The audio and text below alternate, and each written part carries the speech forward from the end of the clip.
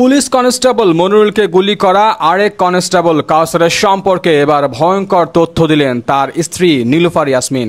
দর্শক আসসালামু আলাইকুম।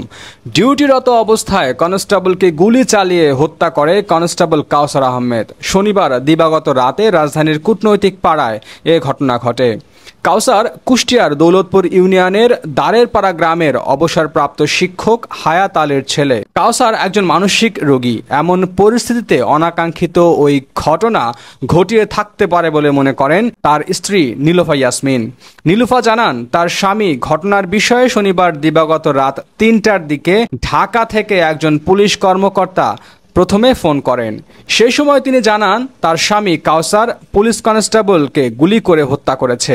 ওই মর্মে তার বিরুদ্ধে মামলাও হয়েছে। তবে বিষয়টি তার ৮০ বছরের বৃদ্ধ শ্বশুর হায়াত আলীকে জানাননি তিনি। ছেলের এমন ঘটনা শুনলে সহ্য করতে পারবেন না বলে জানানো হয়নি তাকে।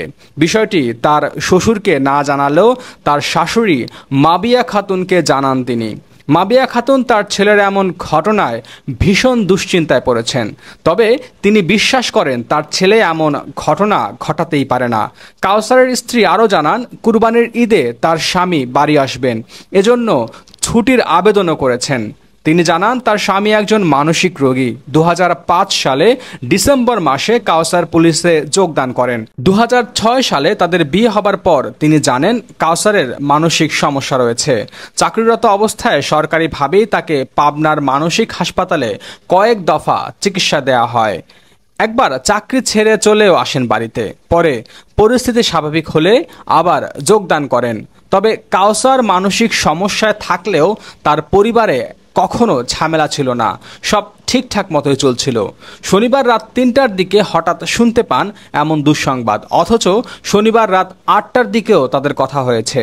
শ্বশুর শাশুড়ির সঙ্গেও কথা বলেছে ঈদের ছুটিতে বাড়ি আসবে বলে।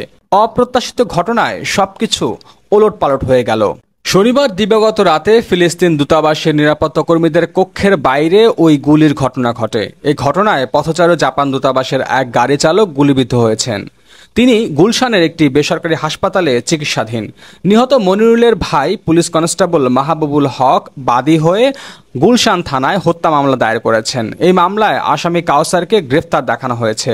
নিহত মনিরুলের বাড়ি নেত্রকোনার আটপাড়া উপজেলায়। তদন্ত সংশ্লিষ্ট কর্মকর্তারা জানান, মনিরুল ও কাউসার ফিলিস্তিন দূতাবাসের কাউন্টারে দায়িত্ব পালন করছিলেন। নিয়ম অনুযায়ী একজন ছিলেন কক্ষের ভেতরে আর একজন বাইরে। কাউসার চাকরিতে মনিরুলের চেয়ে জ্যেষ্ঠ ছিলেন। তিনি চাইতেন মনিরুল তাকে সম্মান করুক, কিছুটা বেশি সময় বাইরে দাঁড়িয়ে দায়িত্ব পালন করুক, কিন্তু মনিরুল সেই কথা শুনতেন না। এতেই ক্ষিপ্ত হয়ে মনিরুলকে গুলি করেন কাউসার।